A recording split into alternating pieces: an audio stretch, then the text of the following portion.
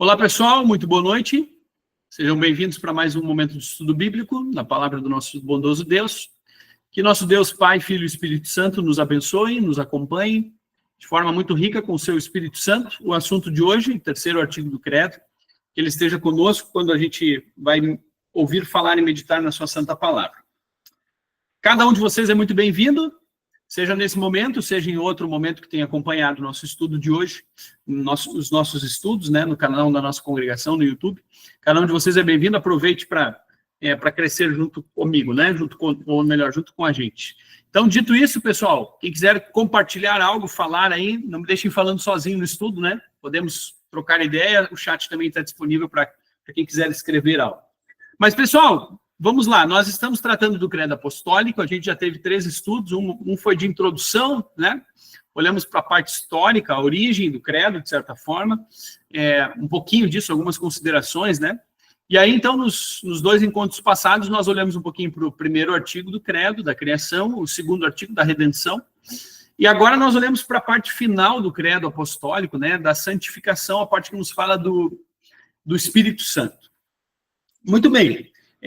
Lembrando daquele credo romano, no primeiro encontro que nós tivemos, nós olhamos para aquele texto que foi, digamos assim, o embrião do credo apostólico como nós temos atualmente, né? Ele é conhecido como credo romano, porque ele era confessado em Roma, né? Ele também em algum momento, aí, em algum livro, ele é chamado de credo primitivo, por justamente ser o início. Mas vejam o tamanho do que é o terceiro artigo do credo nesse credo romano, ou credo primitivo, né? Nós falamos um pouquinho sobre o tamanho de cada artigo do credo no encontro passado, né? Nós falamos um pouquinho mais no terceiro artigo do credo quando nós confessamos ele, né? No início, as pessoas diziam, e no Espírito Santo, ou seja, creio no Espírito Santo, na Santa Igreja Cristã e na ressurreição da carne. E aí estava um ponto final. Isso é óbvio que é uma das formas, né? A gente pode encontrar, talvez, pela história, a gente vai encontrar outras formas até que se chegou em tudo que nós falamos. Mas tem diferenças, né? Nós já adicionamos algumas frases aí ao longo da história como igreja cristã, né? O texto do terceiro artigo do Credo Apostólico, como nós temos atualmente, na verdade já há muitos anos, né? Creio no Espírito Santo, na Santa Igreja Cristã, a comunhão dos santos, na remissão dos pecados, na ressurreição da carne e na vida eterna. E aí o nosso tradicional amém. 1, 2, 3, 4, 5 frases, né? Pensando que a comunhão dos santos é um complemento na Santa Igreja Cristã. Mas, dito isso, gente, fala, seu Hartwig, por favor. Pastor, eu lembrei agora, essa segunda frase ali, na Santa Igreja Cristã, e aí tem aquele hífen, a comunhão dos santos, isso significa que nós estamos confessando que a Santa Igreja Cristã é a comunhão dos santos. Tá? Agora, se a gente olhar, por exemplo, o mesmo credo apostólico confessado na Igreja Católica, por exemplo, lá está escrito na comunhão dos santos. É mesmo? Sim. Perfeito, eu tenho certeza. Então, aí o que eles entendem ali? É aqueles santos que eles veneram e adoram e que serve de mediador, como nós temos apenas Jesus como mediador, para eles não, né? Eles têm muitos mediadores. Então, eles nos criticam, inclusive, porque nós não colocamos o N na frente aqui e consideramos isso aí uma coisa só. Aham. Interessante, eu não sabia dessa informação aí, né? Nós justamente entendemos dessa forma, né? Perfeito, está perfeito. Até porque o apóstolo Paulo, em várias epístolas, ele chama os membros da igreja de santos, né? Isso. Então, nesse sentido, nós todos somos santos. Isso. Nós somos a comunhão de santos, né? Somos Exato. tornados santos, né? Pelo próprio Espírito Santo, né? Na Santa Igreja Cristã, a comunhão dos santos. Até tem uma outra interpretação, eu não sei se teremos tempo de chegar ao final, de chegar nela, né? Mas teria uma outra interpretação histórica, talvez, para para essa frase aí, a comunhão dos santos, uma outra leitura dela, né? Quem sabe se der para comentar, a gente vai chegar lá. Vamos ver o que o tempo nos prepara, né? Mas é muito curioso isso, né? Quando se fala em santos, né? Quando a gente diz, eu creio nos santos, normalmente, para o mundo católico, digamos assim, para a Igreja Católica, se está falando daquelas pessoas que foram consideradas santas, para quem então se venera ou se adora, né? Seja lá o termo que se usa, né? Muitos são alvo de oração, né? E também são intermediadores, né? Entre Deus e os homens, né? Muito bem lembrado, né? Num certo sentido, nós sabemos que nós somos a comunhão dos santos, ou melhor, no sentido que nós confessamos, né? Nós somos a comunhão dos santos porque nós fomos tornados santos por causa daquele que é santo, né? O próprio Jesus e a fé que o Espírito Santo, então, nos concede. Então, nós fazemos parte da Santa Igreja Cristã como santos, né? Nós temos um texto conhecido que, no tempo da nossa doutrina, ou até mesmo em algum momento a gente estudou ele um pouco mais, que a gente fala que é aquela nossa famosa pergunta, né? O que significa isto? A gente olha para os mandamentos, né? E a gente normalmente pergunta, né? O que significa isso? E aí nós temos uma série de explicações aí no nosso catecismo maior, né? De Lutero. Mas vejam o que Lutero nos fala sobre o que significaria dizer tudo aquilo que nós confessamos no 3º artigo do Credo. Essa é, então, a explicação do 3º artigo, né? Creio que, por minha própria razão ou força, não posso crer em Jesus Cristo, meu Senhor, nem vir a Ele. Não consigo chegar a Ele, né? Não tenho forças para crer, nem consigo chegar a Ele. Mas o Espírito Santo me chamou pelo Evangelho, iluminou com seus dons, santificou e conservou na verdadeira fé. Assim também chama, congrega, ilumina e santifica toda a cristandade na terra, e em Jesus Cristo a conserva na verdadeira e única fé. Ele faz isso comigo como crente, e ele faz isso com todos os crentes, né? Nesta cristandade, nessa reunião dos crentes, né? Nesta cristandade, perdoa a mim e a todos os crentes diária e abundantemente todos os pecados, e no dia derradeiro me ressuscitará a mim e a todos os mortos, e me dará a mim e a todos os crentes em Cristo a vida eterna. Isto é certamente verdade. A frase que nós normalmente concluímos as explicações, né? Lutero explica dessa forma a nossa confissão, creio no Espírito Santo, a Santa Igreja Cristã, e ele passa pelas frases da explicação do credo, né? Do 3º artigo do credo, falando então tudo aquilo que o Espírito Santo faz em nós e na cristandade, nos cristãos, né? Reparem, pessoal, é a segunda pergunta que eu quero que vocês tentem me ajudar a responder. Quando nós olhamos para toda essa explicação aí, né? Muitos talvez saibam ela de cor, ou refrescando, conseguem chegar em algumas palavras dela, né? Outros que talvez, se porventura estão vendo pela primeira vez, isso também não é falta nenhuma, embora sempre é muito bom nós conhecermos, né? Mas olhando para tudo isso aí que nós olhamos para o 3º artigo do credo e dizemos que acontece lá, o que é feito pela pessoa do 3º artigo. Respondam a próxima pergunta. Entre as opções abaixo, qual delas aparece mais no credo apostólico, na explicação do credo apostólico? Eu estou falando da terceira parte, né? Aparece mais aquilo que o Espírito Santo faz, ou aparece mais aquilo que o Espírito Santo é? Opção 1 ou opção 2, né? Tá bom?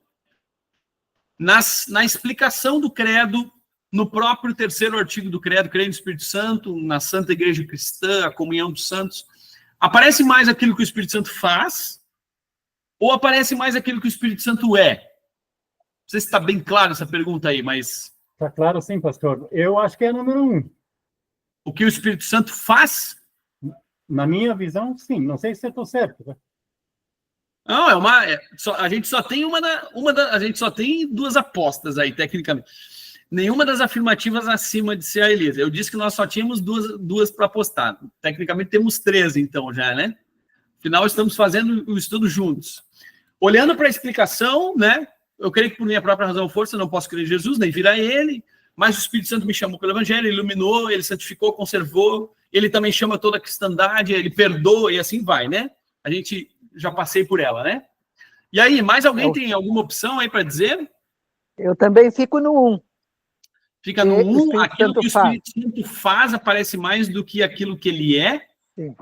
Elisa, abra o teu microfone ou escreva aí, queremos saber a tua justificativa. A Viviane também comentou o número 1.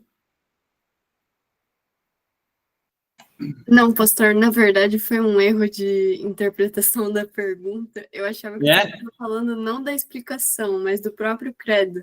Porque no credo não parece que ele está falando de quem é ou o que faz, mas em quem está. Não sei se dá de entender.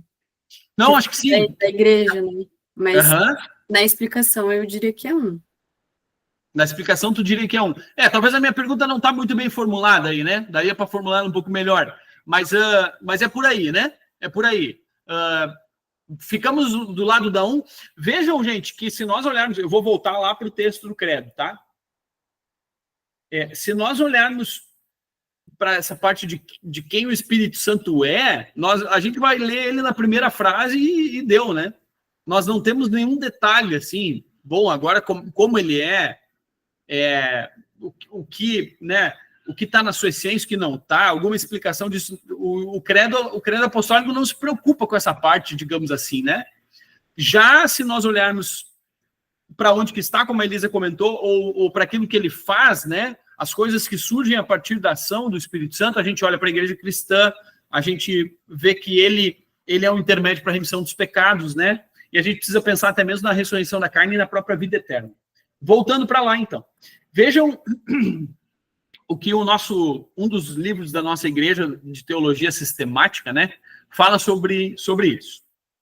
O credo apostólico não contém nenhuma declaração detalhada sobre o Espírito Santo. Uma vez que na época de sua formulação, a igreja cristã estava preocupada com a doutrina de Cristo. Nós falamos um pouquinho antes que o tamanho dos credos, né, ou melhor, o tamanho dos artigos nos dão alguma pista de alguma coisa no estudo anterior. O segundo artigo é super comprido, fala uma série de coisas sobre Jesus. O primeiro é super curto, o terceiro é mais ou menos, né? Na época, a preocupação era a doutrina de Cristo, né? As pessoas estavam colocando em xeque quem Jesus era. Mas vejam que a continuação, mas ele reafirma o ensino bíblico de que o Espírito Santo, embora distinto do Pai e do Filho, é, no entanto, Deus verdadeiro, assim como eles são. Essa afirmação aparece lá. Parece que é Deus verdadeiro. Creio no Espírito Santo. E aí as consequências disso.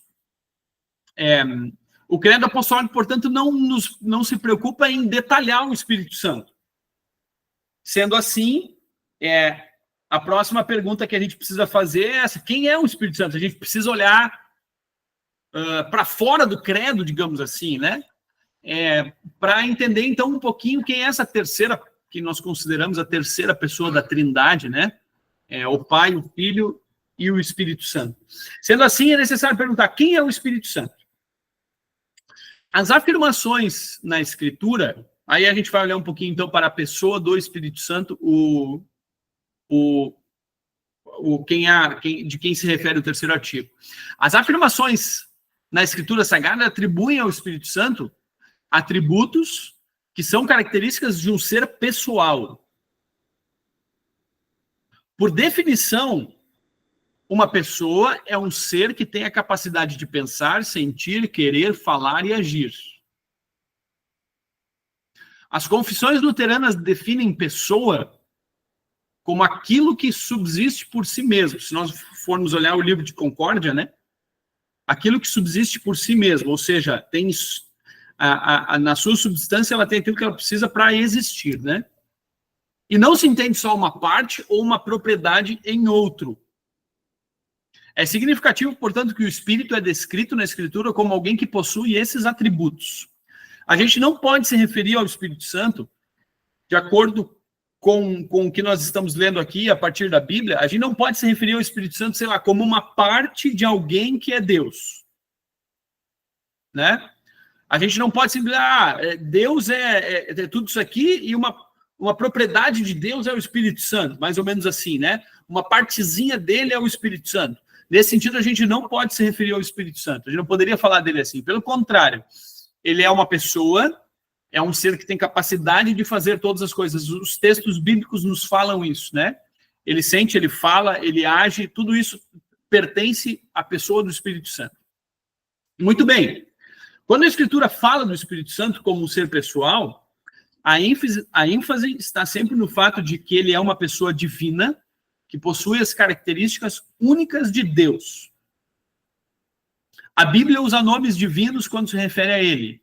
Em muitas passagens do Antigo Testamento ele é chamado de Espírito de Deus, o Espírito do Senhor, o Espírito do Senhor Deus, o Senhor o chama de meu Espírito.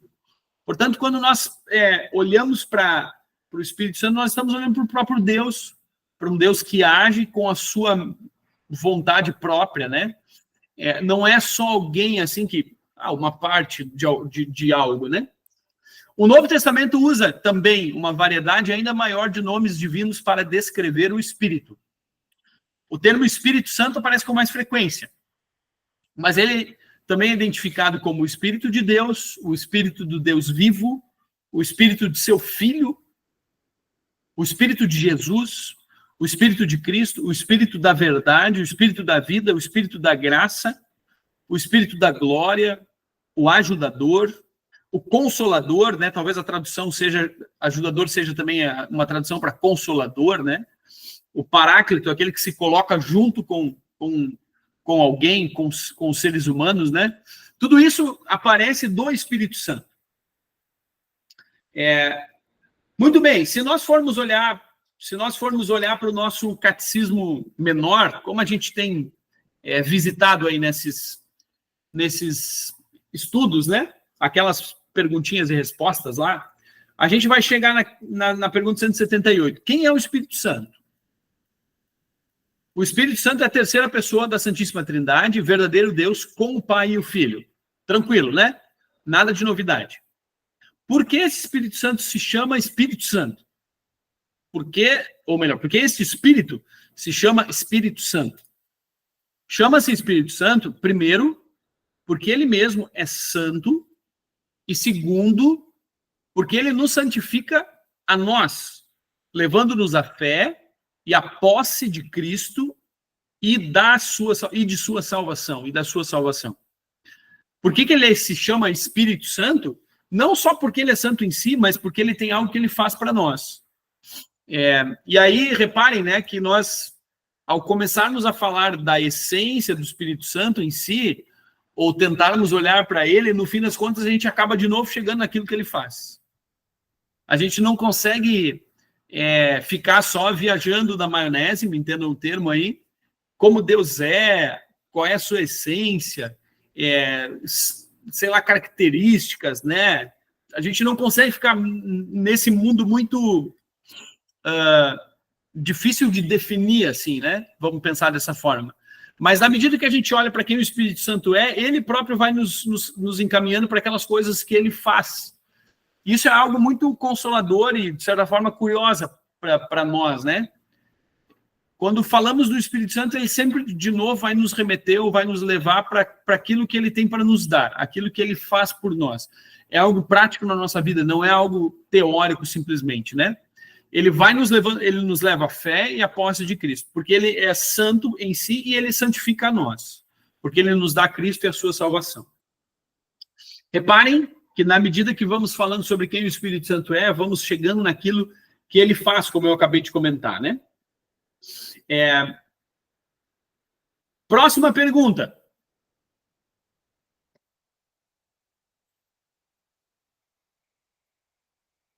Das pessoas da Trindade. Está muito fácil a resposta, obviamente, né? Nós estamos no estudo de hoje. Se fosse feito em outra semana, aí talvez ficaria um pouco mais complexo. Mas qual continua trabalhando até o fim? Todas. O que vocês diriam, gente? Eu concordo. Todas? Sim, eu também. É um Deus só, são todos iguais. Toda a Trindade trabalha, né? Óbvio, né? Isso. A gente pode chegar lá. Mas aí, daria para apontar para uma, não? Pastor? assim, ó, só um comentário. A gente poderia dizer o seguinte: para a gente entender ou estudar a obra do Filho ou do Pai, quem nos leva a isso é o Espírito, né? Nesse sentido. Agora, nenhum é mais ou menos do que o outro, né? Isso. Todos eles são Deus inteiro. Cada pessoa é Deus inteiro. Vejam o que o próprio Martinho Lutero escreve no Catecismo Maior, quando ele comenta mais, né? No Catecismo Menor a gente tem as coisas bem reduzidas, assim, né? No Catecismo Maior, Lutero quase não gostava de escrever, né? O que gastou de papel e tinta esse homem não está no mapa, né? Mas no Catecismo Maior ele comenta mais coisas. E uma das frases bem interessantes que ele fala é assim, ó. E nesse sentido a gente pode pensar quem é que continua trabalhando, né? Porque a criação já é coisa feita. Ponto final. Também a redenção já está realizada. Ponto final. Mas o Espírito Santo leva avante a sua obra sem cessar faltou um até, né? Sua obra sem cessar até o último dia. Faltou um até ali na frase, pessoal. Perdão. Mas o Espírito Santo leva avante sua obra sem cessar até o último dia. É óbvio que é toda a trindade que trabalha em prol da salvação do ser humano. A gente não tem dúvida disso, né? Mas se nós olhamos para a obra que nós pensamos em cada um, nós dizemos, olha, a criação de Deus está aí. É óbvio que Deus, Criador, não é simplesmente um Deus que disse, olha, em 7 dias eu vou fazer e agora se virem vocês aí, né? Não tem mais nada a ver com isso. A gente sabe que Deus é aquele que criou e que mantém. A ordem das coisas é Ele quem faz, né? Então é óbvio que a gente pode olhar com uma série de ressalvas essa frase, que não estão, nenhuma delas vai estar errada, né? De certa forma, a obra da redenção, ela também está realizada. O próprio Jesus, quando conclui ela na cruz, ele diz, olha, está consumado. Nada mais precisa ser feito para que a salvação do ser humano seja concluída. Eu, com as minhas obras, não faço nada para acrescentar algo que Jesus fez por mim. Isso também está pronto. Mas o Espírito Santo leva avante a sua obra sem cessar até o último dia. E nisso aqui a gente precisa pensar na história da raça humana, né? Os nossos filhos que vão nascer daqui a alguns anos, eles precisam ser alcançados pela palavra. Eles precisam ser batizados, eles precisam ser alimentados. E o Espírito Santo é quem vai fazer essa tarefa. Então, na medida que o tempo passa, é o Espírito Santo quem vai chegar no coração das pessoas, né? Então, a obra dele vai continuar. E é consolador saber, olha, que até o último dia, até a última hora, é o Espírito Santo que está fazendo todo o esforço para a salvação das pessoas. Temos 2 pessoas na fila aí com a mão levantada. Clodoaldo, fica à vontade. Eu acho que Boa noite a todos. Me escutam? Sim, ouvimos. Porque Jesus, quando subiu aos céus, né, os discípulos ali ficaram... Jesus subiu aos céus e ele falou que não ia deixar ele sozinho, ia deixar o Espírito Santo Consolador até o fim, né? Eu acredito que se encaixa e vem bem com essa frase de Martinho Lutero. Isso, muito bem lembrado. Então, ele vai enviar, né? Ele precisa ir para que o Espírito Santo venha. Isso aí. Até os últimos dias de cada um de nós, ou até Cristo voltar. Isso, bem lembrado, Clodoaldo. E Viviane, também, né? Fica à vontade, se tiver mais alguma coisa aí, Clodo, toca a ficha. Obrigado, pastor. Eu o quê? É aquilo que tu falou antes. Não, fala, mãe. É que Deus que trabalhou fazendo toda a obra da criação. Quer dizer que ele até hoje, ainda sempre, está à nossa disposição. E Jesus perdoando constantemente, sendo nosso intercessor junto ao Pai.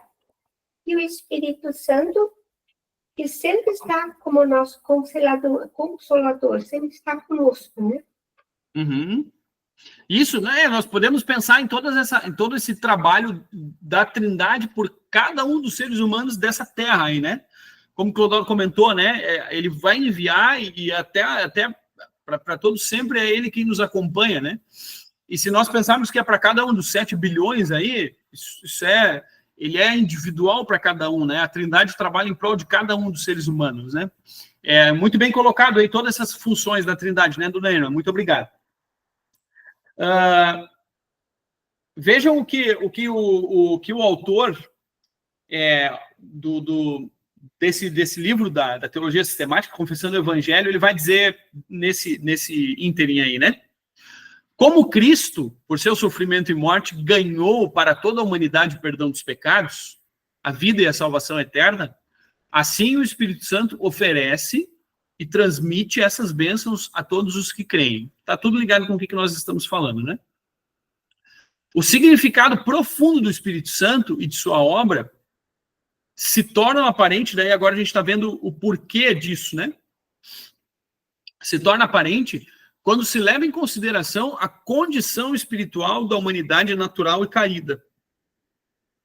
Sempre de novo, no primeiro artigo, no segundo artigo e no terceiro artigo, nós não podemos perder de vista quem nós somos, ou quem o ser humano é.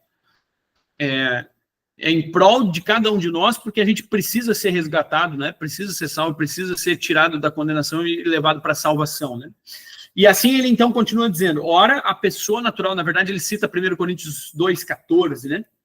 Ora a pessoa natural, nós sozinhos, né, nesse sentido, não aceita as coisas do Espírito de Deus, porque eles são loucura.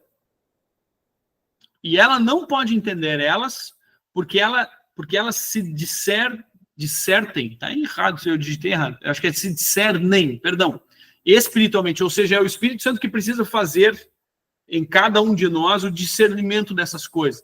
Dá para lembrar daquele outro texto bíblico que não está citado aqui, que ninguém pode dizer Senhor, Jesus, né, Senhor, Senhor, senão pelo Espírito Santo. A gente só consegue acreditar e colocar a nossa fé, crer em Jesus, se o Espírito Santo agir no nosso coração, né? Nós, na verdade, não aceitamos as coisas do Espírito de Deus, as coisas de Deus, né? Porque para nós é uma loucura, né? Que história é essa de salvação por graça? A gente sempre acha que tem que fazer alguma coisa, né? Muitos anos depois, ou depois de talvez sempre de novo refrescar, a gente ainda se sente responsável por alguma coisa. Está dentro do nosso coração essa história de achar que a gente é responsável por algo, né? E aí, então, ele vai continuar dizendo, ou melhor, antes de continuar dizendo, vamos observar um pouco da imagem aí, né? Que sempre de novo nos traz uma certa riqueza aí, né? Não só o texto, mas a figura. Não sei se tá dando para enxergar ali a parte mais clara da imagem. Dá para discernir, não?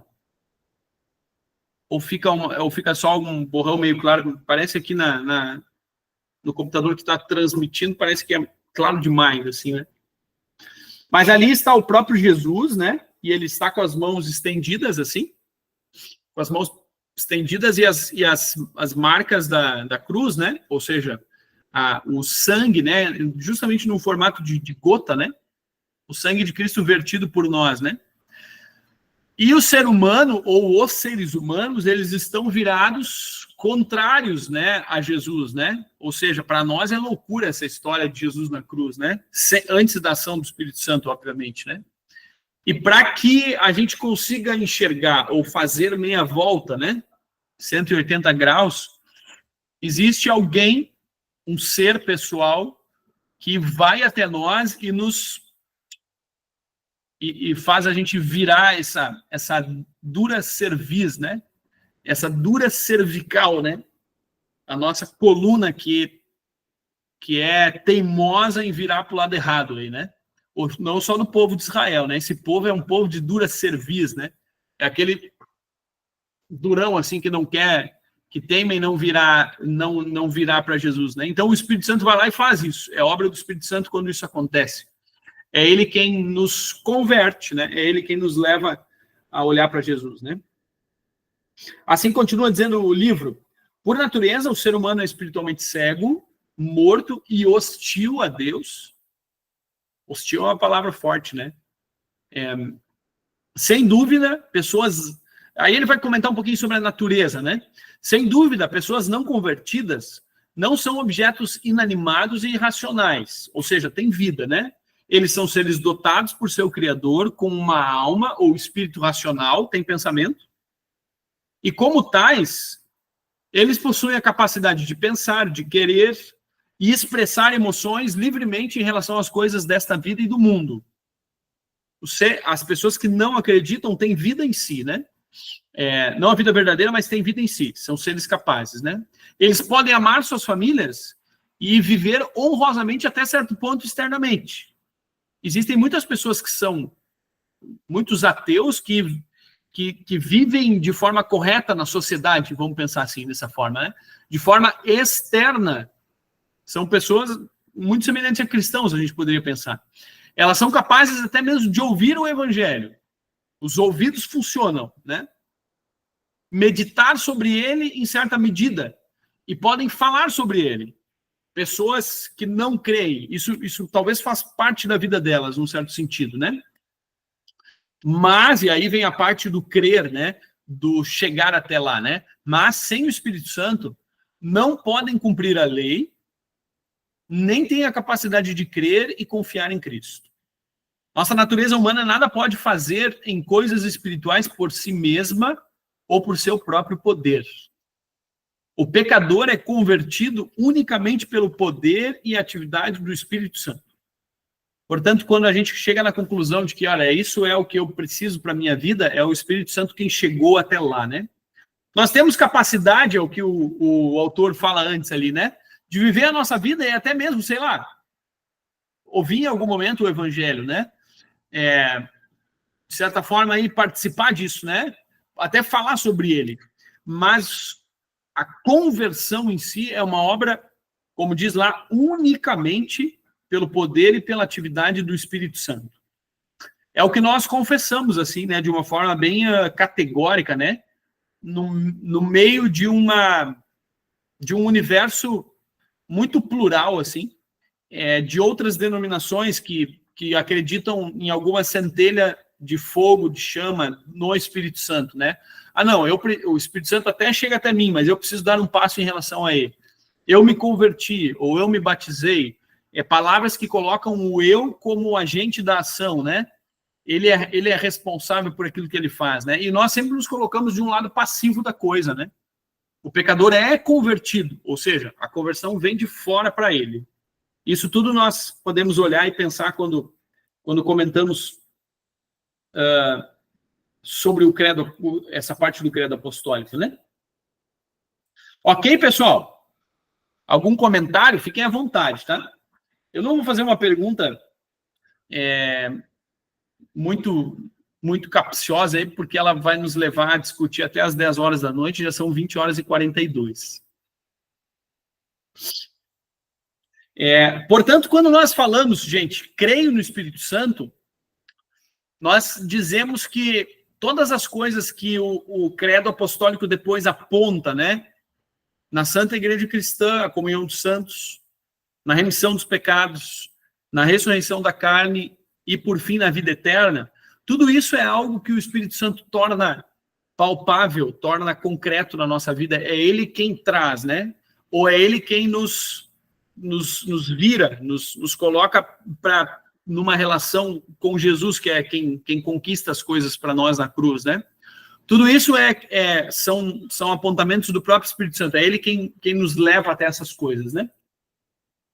Vejam só, embora a relação entre o Espírito Santo e a Santa Igreja Católica, ela está em itálico aí justamente para a gente voltar nesse assunto daqui a pouquinho. Essa relação entre o Espírito Santo e a Igreja Católica ou Cristã, como a gente diz, a comunhão dos santos, a remissão dos pecados, a ressurreição da carne e a vida eterna, não sejam especificamente declarados, está muito claro dentro do credo apostólico, ou no credo apostólico, que eles devem ser considerados como frutos do Espírito em ação. É o Espírito Santo quem está agindo aí e é ele quem faz tudo isso capaz, né? Tudo isso que ele traz para nós, né? Alguns lugares se confessa o credo apostólico usando a palavra creio no Espírito Santo, na Santa Igreja Católica. Nós usamos na Santa Igreja Cristã. Essa pergunta não consta aí, pessoal. Como especificamente tratando desse assunto, né? Mas nós poderíamos dizer na nossa igreja luterana aqui, creio no Espírito Santo, na Santa Igreja Católica, a comunhão dos santos. Podemos. O Sr. Hartwig deu um ok aí. Né? Podemos. Poderíamos? Por que poderíamos? Porque a Igreja Católica é uma igreja cristã. E a palavra católico não significa nada de errado. Está tudo certo. Né? Então, assim, agora, eu acho que as igrejas protestantes devem ter mudado essa palavra para igreja cristã, o que também está certo, né? Creio eu, para diferenciar. Talvez seja isso. Para fazer uma definição de termos. Isso. Diga, Viviane. Que a palavra católico quer dizer cristã. Universal. É universal, católica. Universal. Católica é universal. Isto? Pastor, eu escutei que, porque antes de existir o racha, o cisma da igreja entre a igreja ortodoxa e a igreja católica romana, só existia uma igreja mundial, né? Não existia uma... Depois, com a separação das igrejas, que ficou a igreja oriental e a igreja católica romana, começou a ter a divisão entre duas denominações. Depois, com a reforma, começou a ter várias, né? Nós podemos pensar assim, né? Existiu aquele primeiro chamado cisma, né? Grande cisma, agora 1024, 1027, que foi entre a 1100 e alguma coisa? Alguém me corrige aí, por favor. Eu não estou lembrando bem o ano, né? 1054. 1054. Isso. Obrigado, senhor Hartwig, né? Que é a divisão entre a Igreja Católica Apostólica Romana e a Igreja Ortodoxa Grega, né? Essa foi uma grande primeira divisão, né? É óbvio que já existiam igrejas diferentes aí ao longo da história, isso a gente não pode pensar, né? Não pode dizer o contrário, né? Ou organizações diferentes, vamos pensar assim, né? Depois, então, em 1500, né? 1517, com a reforma protestante ou reforma luterana, né? Aí, então, existe também um início de uma divisão maior ainda, né? Há quem diga aí, especialmente nesses dias que a gente está celebrando a reforma luterana, né? Amanhã, dia 31 de outubro, há quem diga assim e condene Lutero assim por ter sido o causador aí dessa árvore gigantesca, assim, né? Agora tem um monte de igrejinha aí, ou um monte de igreja diferente, né? E o culpado é Lutero. E tem uma ala bem crítica, assim, da Igreja Católica que condena, assim, ferozmente Lutero, assim, né? Até mesmo como palavras bem rudes, assim, né? Algo bem pesado, assim, para olhar, né? Com a marca do 666 e assim por diante, né? Se vocês pesquisarem em algum lugar, aí vocês vão encontrar. A gente sabe que o retorno à verdade do Evangelho foi o que aconteceu ali, né? Em 1500, né? Então dá para pensar nisso, né? Vive nesse comentário aí, né? Quando nós falamos em Igreja Católica, a gente precisa, de certa forma, fazer uma definição de termos, né? A gente pode usar sem problema nenhum a frase, né? Mas sempre a gente depende um pouco daquilo que a pessoa conhece ou não conhece do termo, né? Alguém que não sabe que Igreja Católica significa, na verdade, a Santa Igreja Cristã Universal, né? De todos os crentes, a reunião de todos os crentes, né? Aí a gente já confunde a Igreja Cristã Católica com Universal, aí já entra aí uma... Quando a gente fala assim, né? Mas alguém que não conhece que a Igreja Católica é universal, ela vai pensar, como assim? Eu estou numa igreja protestante, numa igreja luterana, e eles estão falando que nós somos a Igreja Católica, né?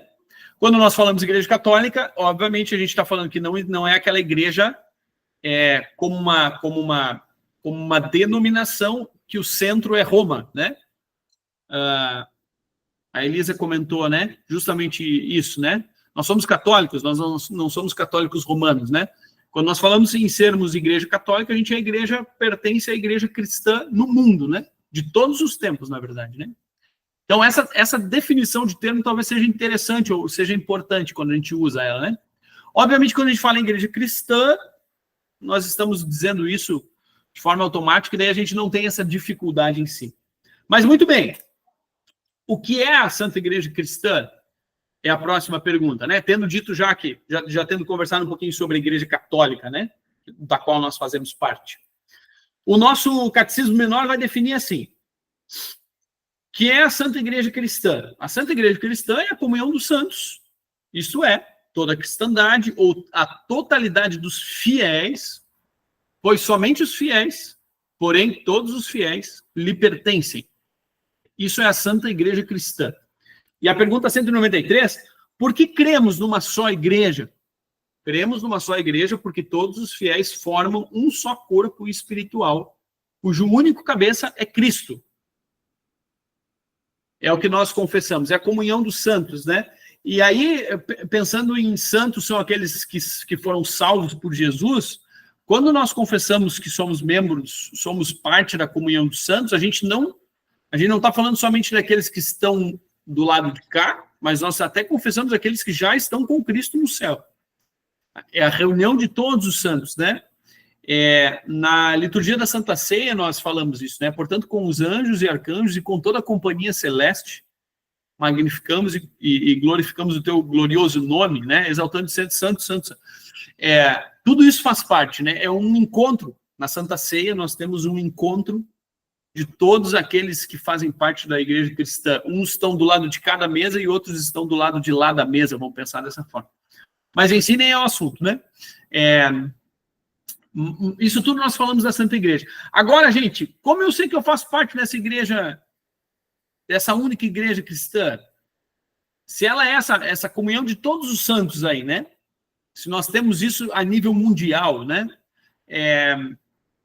Se nós participamos desse corpo espiritual, que a cabeça é Cristo, que o cara lá na igreja católica, apostólica romana, que realmente crê em Jesus e confessa seus pecados, também faz parte, que alguém lá da igreja presbiteriana, que alguém lá da igreja anglicana, que alguém, né, sei lá, de muitos anos atrás, uma igreja que nem existe mais, também faz parte dessa igreja. Como eu sei que eu faço parte dessa única igreja cristã? É a pergunta.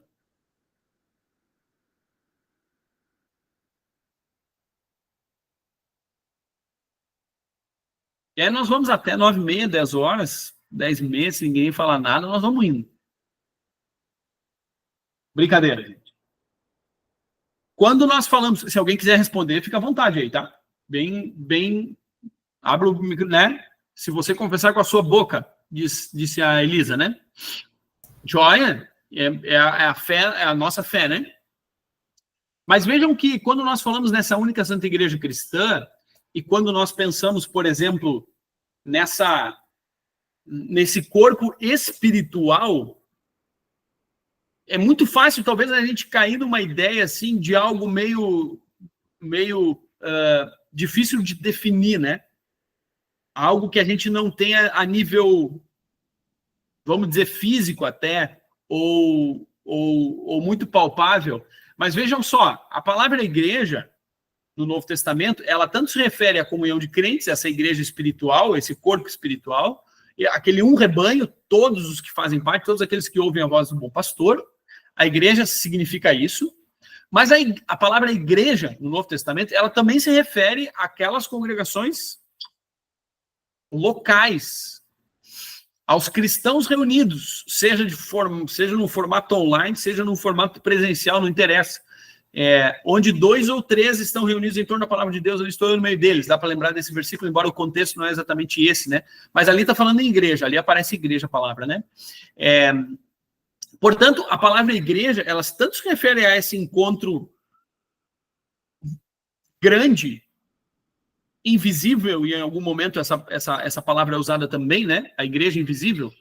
Mas ela também se refere àquele encontro lá de 3, 4 na volta da Bíblia, ou na volta da Santa Ceia, ou uma visita no hospital para alguém que está precisando de ajuda. Ali a igreja está reunida, onde 2 ou 3 estão reunidos.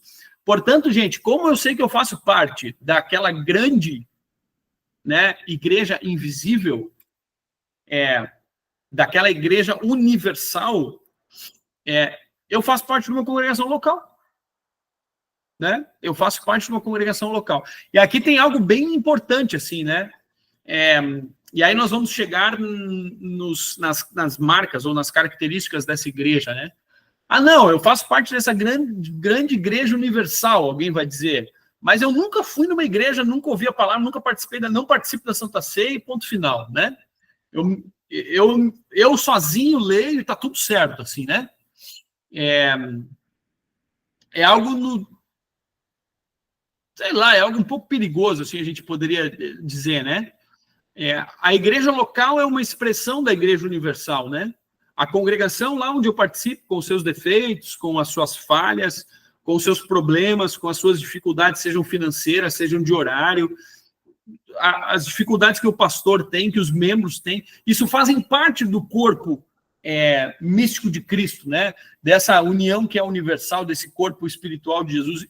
A igreja local está lá, são expressões dessa coisa, né? Tá? Assim diz o Miller, na nossa Dogmática Cristã, um desses livros grandes aí que nós temos de doutrina, né? A igreja universal consiste em todos os verdadeiros crentes que se acham nas igrejas locais. As igrejas locais são, portanto, crentes fiéis ou membros fiéis da igreja universal, unidos numa comunhão visível, com um propósito de exercer o ofício das chaves, que é o perdão dos pecados, né? Onde o perdão dos pecados é dado, né? A igreja universal, ela se mostra de um jeito diário, particular, de um local. A minha igreja é mais pequenininha, é um ponto de missão. A minha igreja é grande, tem um templo gigante lá no centro da cidade. Tanto faz, nós podemos pensar, né? Ela se mostra dessa forma aí. Diga, Clodoaldo. Ô, pastor, tem a ver, eu penso ali, como é que eu faço parte da igreja, porque eu nasci em pecado, né? Mas no batismo, Cristo me renovou com seu Espírito Santo e ele morreu pelos justos e injustos, dando assim o perdão dos pecados para todos.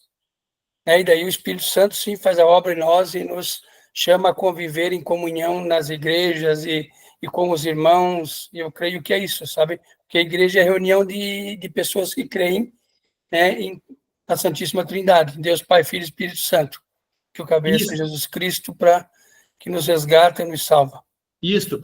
Como é que a gente é colocado dentro dessa igreja, né? É obra do Espírito Santo, né? A gente vai chegar, a gente vai chegar agora nas características aí, né? Mas muito bem colocado, né? É dessa forma aí que nós pensamos, né? A ressalva justamente, tu falou em justos e injustos, né? Ímpios e piedosos, né? A ressalva justamente é essa, né? A gente não encontra uma reunião da igreja universal.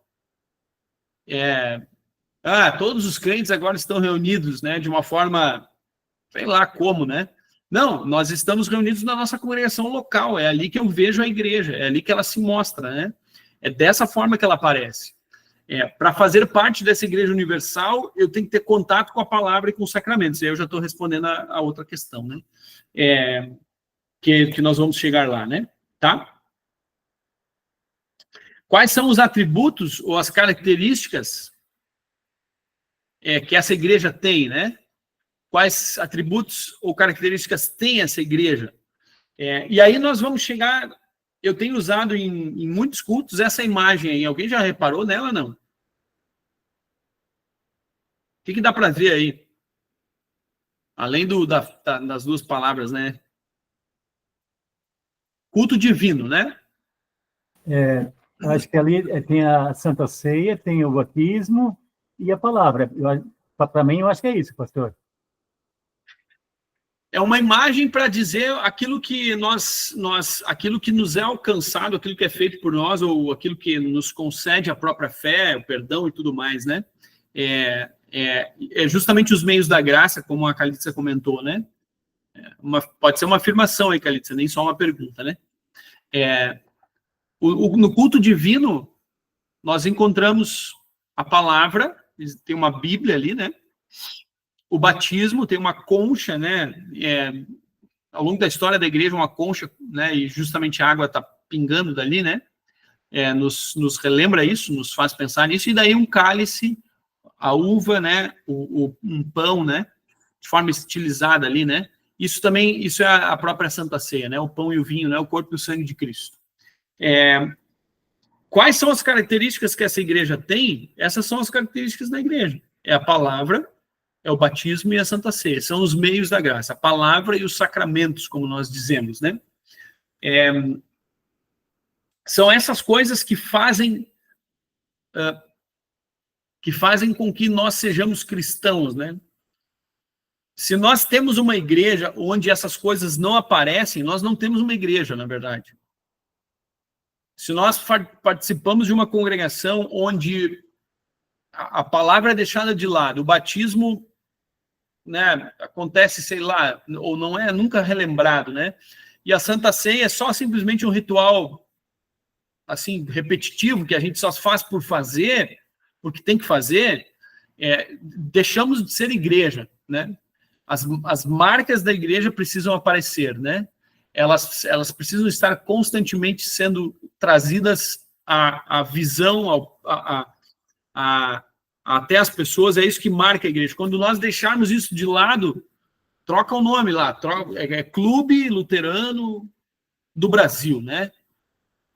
Tira o evangelho, não tem mais nada de evangelho nessa história, né? Ah, não, é o nosso encontro lá que a gente tem para isso, para aquilo, para aquele outro, e lá no fim das contas, se tiver tempo para a gente olhar a palavra de Deus, a gente olha, né? Bom, então muda, né? Vamos, sei lá, abre aí um campo de futebol, uma piscina, essas coisas que a gente encontra em clube mesmo, né? Mas nós precisamos sempre voltar para isso. Não pode faltar isso. No momento que isso faltar, nós estamos perdidos, né? Por quê? Porque o evangelho e os sacramentos são verdadeiras balizas da igreja.